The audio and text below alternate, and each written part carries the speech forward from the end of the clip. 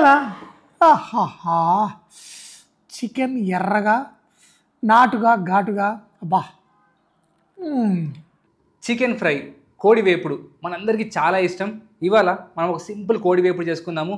ఇది సిట్టింగ్ లేసే అంకుల్ నుంచి చిన్నపిల్లల వరకు అందరు ఎంజాయ్ చేయొచ్చు.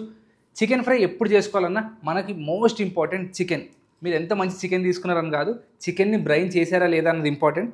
మీరు చికెన్ షాప్లో తీసుకొచ్చిన తర్వాత దాన్ని చక్కగా కడిగేసి ఒక 1 kg చికెన్కి 1 స్పూన్ సాల్ట్, ఒక 2 లీటర్స్ ఈ ముక్కలు మునిగేంత వరకు వాటర్ పోసేసి ఫ్రిడ్జ్లో ఒక 3-4 అవర్స్ పెట్టారనుకోండి, ఆ ఉప్పు ఆ నీళ్లు చికెన్ పీల్చుకొని చికెన్ చాలా జ్యూసీగా టెండర్గా ఉంటుంది. మీరు ఎంత మంచి రెసిపీ చేసుకున్నా కానీ చికెన్ బ్రైన్ అవ్వలేదు అనుకోండి, చికెన్ డ్రై అయిపోయి రబ్బరీ అవుతుంది. అలా అస్సలు అవ్వకూడదు. ఇంత పెద్ద కడాయి ఎందుకు పెట్టానంటే ఫ్రై చేసుకునేటప్పుడు ఆవిరంతా బయటికి వెళ్ళిపోవాలి. అలా ఫాస్ట్గా బయటికి వెళ్ళిపోవాలంటే ఇలాంటి కడాయిలో చేసుకున్నాం అనుకోండి, దీంట్లో ఉన్న తేమ అంతా బయటికి ఈజీగా వెళ్ళిపోతుంది. సో కడాయిలో ముందుగా నూనె, ఫ్రైలు చేసుకునేటప్పుడు కొంచెం నూనె ఎక్కువగానే పడుతుంది. అందులో ఇది నాన్ వెజ్ కాబట్టి ఆబ్వియస్గా కొంచెం ఒక రవ్వంత ఎక్కువనే పడుతుంది. నూనెలో ఉల్లిపాయలు,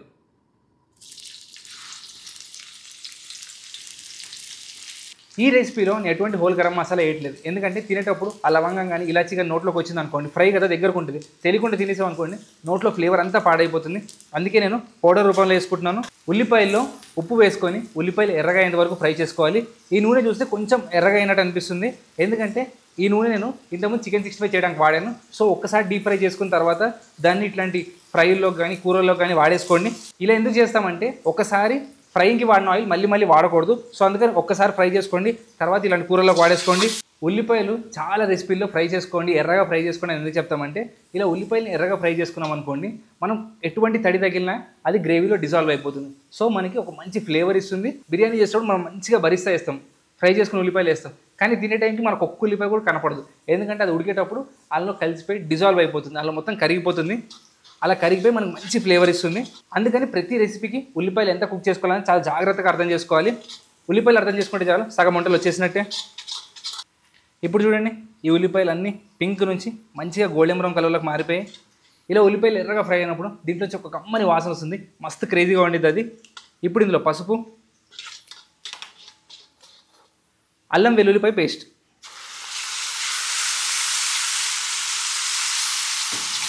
నాన్ వెజ్ చేసేటప్పుడు ఇంకోటి మీరు బాగా గుర్తుపెట్టుకోవాల్సింది అల్లం వెల్లుల్లి ముద్ద.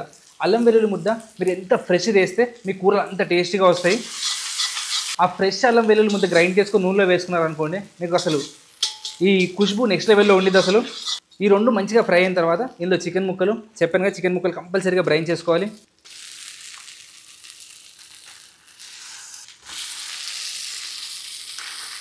ఈ ముక్కలు చూడడానికి చాలా కొంచెమే అనిపిస్తుంది, ఎందుకంటే ఇంత పెద్ద కడాయిలు వేసాను కాబట్టి కూర కొంచెమే అనిపిస్తుంది, కానీ ఇది ఒక ఫుల్ కోడి అనమాట. ముక్కల్ని ఇలానే నూనెలో ఎటువంటి నీళ్ళు వేయకుండా ఒక 5-6 నిమిషాలు వేయించండి. ఇది ప్లాస్టిక్ కాదు, ఇది సిలికాన్, ఫుడ్ గ్రేడ్ సిలికాన్ అనమాట. సో ఇది ప్లాస్టిక్ కాదు, కరిగిపోతుంది అని ప్రతి వీడియోలో కామెంట్స్ వస్తున్నాయి. ఇది industry grade, food grade silicon అనమాట. మనం ఈ స్పూన్ పెట్టి ఎంత గీకినా ఇది రాదు. అదే స్పాచ్లో పెట్టామనుకోండి పర్ఫెక్ట్గా అంతా లోపలికి వెళ్ళిపోతుంది. ఈ కూర చేసుకోవడానికి నేను ఎటువంటి టమాటాలు కానీ పెరుగు కానీ ఏమి వేయట్లేదు, మంచిగా ప్రాపర్ మసాలాదారుగా చేసుకుందాము. ఆ చికెన్లో ఉన్న నీళ్ళలో ఉడికి ఆ నీళ్ళన్నీ ఆవిరైనప్పుడే మనకు ఆ చికెన్ ఫ్రై చాలా రుచిగా వండిద్ది. ఇప్పుడు చూడండి, చికెన్ని నూనెలో ఒక 5-6 నిమిషాలు వేయించుకుంటే ఆ ముక్కలకి మంచిగా రంగు వచ్చింది, అందులో తేమ కూడా బయటకు వచ్చింది. ముక్కలన్నీ దగ్గరకు అనేసేయండి, దగ్గరకు అనేసి మూత పెట్టేయండి. ఇలా స్లోగా కుక్ అవ్వడం వల్ల ముక్క అనేది లోపల వరకు ఉడుకుతుంది, అలానే మనకి సాఫ్ట్గా జ్యూసీగా కూడా ఉండిద్ది. ఇది నీళ్ళన్నీ ఆవిరైపోయే టైంలో మనం చివరిలో మసాలాలు వేసుకుందాము. జనరల్గా ఉల్లిపాయలు వేయగానే కరివేపాకు వేసేస్తాము, కానీ వాళ్ళు నేను వేయట్లేదు, చివరిలో వేస్తాను. ఆ ముక్కలన్నీ ఉడికి ఆ మసాలా అంతా బయటకు వచ్చింది కదా, అప్పుడు నూనె వచ్చింది కదా, ఆ నూనెలో చివరిలో ఫ్రై అయింది అనుకోండి, దీని ఫ్లేవర్ చాలా ఎక్కువసేపు రీటైన్ అవుతుంది, తినడం కూడా మంచిగా వండిద్ది.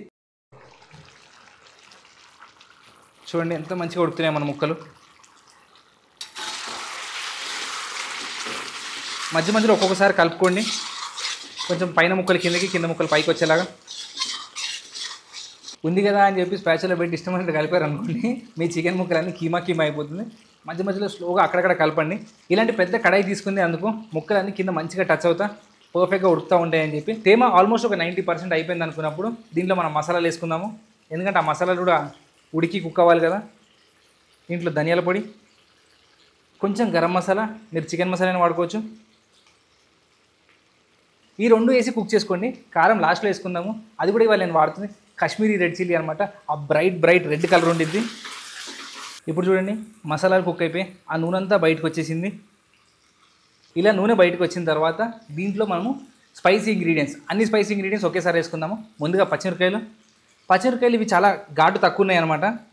ఇలా పచ్చిమిరకాయలు లాస్ట్లో వేసామనుకోండి ఫ్రైలో తినడానికి చాలా క్రేజీగా ఉండిద్ది. కొంచెం ఘాటు కోసం ఒక హాఫ్ స్పూన్ అంత మిరియాల పొడి ఫ్రెష్గా దంచి వేసుకోండి. మీరు ప్యాకెట్లో వాడేసారనుకోండి మీ కూర మొత్తం నల్లగైపోతుంది. కాశ్మీరీ చిల్లీ పౌడర్, అలానే మన కరివేపాకు ఇప్పుడు వేసుకోండి. తినేదాకా దీని ఫ్లేవర్ ఫుల్గా ఉంటుంది. మన ముక్కలకి ఈ మసాలాలని మంచిగా పట్టించేలాగా వేయించుకుందాం. ఇప్పుడు చూడండి మన ముక్కలకి ఎంత మంచిగా మసాలా పట్టుకుందో. ఇలా పర్ఫెక్ట్గా బ్యూటిఫుల్గా ఉండాలి మన చికెన్ ఫ్రై అంటే. ఆ పచ్చిమిరకాయలు కరివేపాకు మంచి గ్రీన్నెస్ యాడ్ చేస్తుంది. కారం వేసుకొని మిరియాల పొడి వేసుకొని ఒక 2-3 నిమిషాలు కలుపుకుంటే సరిపోతుంది. ఆ కింద లైట్గా అంటుతూ ఉంటుంది. దాన్ని గీకారనుకోండి అప్పుడు దాంట్లోంచి మస్తు ఫుల్ ఫ్లేవర్ఫుల్ మసాలా అంతా బయటకు వస్తుంది. డిష్ అంతా అయిపోయిన తర్వాత కొంచెం కొత్తిమీర వేయకపోతే ఇలాంటి నాన్ వెజ్ డిషెస్కి సార్థకత జరగదు. సో అందుకని చివరిలో కొంచెం కొత్తిమీర, లాస్ట్లో నిమ్మరసం పిండుకోండి. స్టవ్ ఆపేసిన తర్వాత ఇలా నిమ్మకాయ పిండుకోవడం వల్ల మనకు మంచి ఒక రిఫ్రెషింగ్ ఫ్లేవర్ వచ్చింది.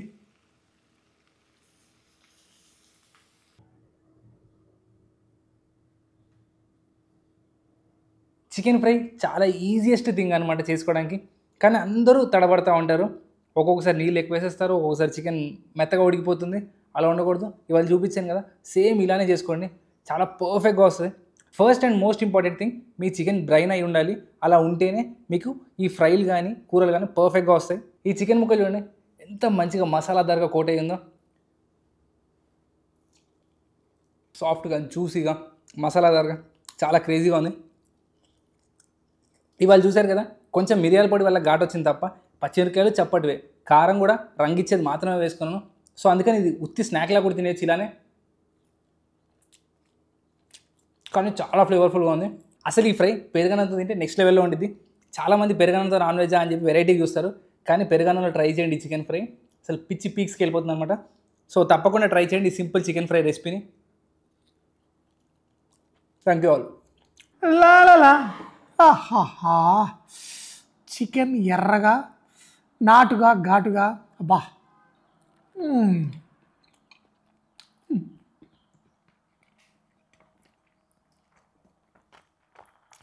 తింటే ఇట్లా తినాలి అంటే ఇంత రుచిగా అదిరిపోయింది. సూపర్ మసాలాదార్ నాటుగా ఘాటుగా.